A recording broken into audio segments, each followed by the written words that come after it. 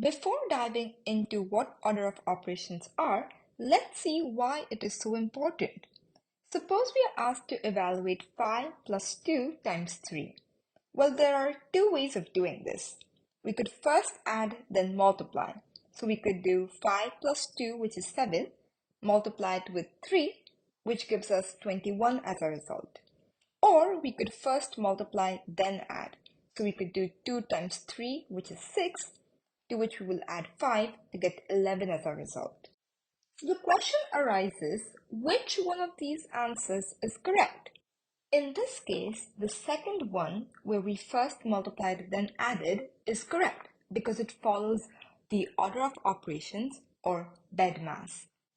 Thus, let's find out what order of operations are. We can define order of operations as a set of rules that we must follow when evaluating expressions with several operators. BEDMAS is a creative mnemonic that helps us remember the order of the operations. So the B in BEDMAS stands for brackets, E stands for exponents, D stands for division, M stands for multiplication, A stands for addition, and S stands for subtraction. You may notice that D and M are placed close together. That is because division and multiplication have equal priority, so we must perform them in the order which they appear in. Similar rule applies for addition and subtraction. We will shortly see an example of this. Here is our first example. We have 3 plus 8 divided by 4. In this expression, we have two operations to perform. We must add and divide. According to BEDMAS, we should first divide, then add. So we have 8 divided by 4, which is 2, to which we would add 3, which evaluates to 5. Hence, our answer is 5. Here is our next example. We have 3 plus 5 minus 2 inside brackets plus 15 divided by 3. We always start with what's inside the brackets. So we will do 3 plus 5 minus 2. Now remember, we perform addition and subtraction in the order they appear.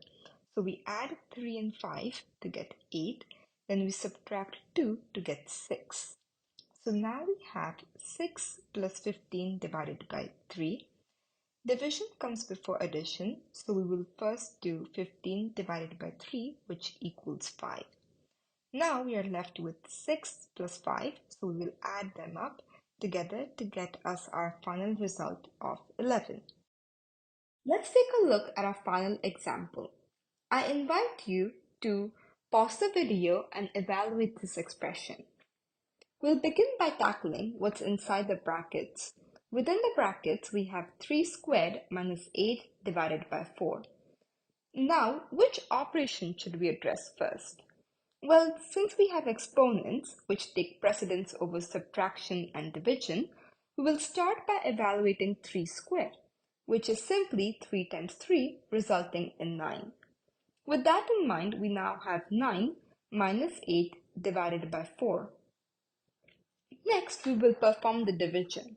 We will do 8 divided by 4, which gives us 2. Then we can subtract 2 from 9 to get 7.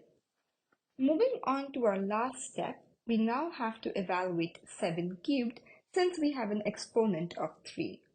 This means we will multiply 7 by itself 3 times.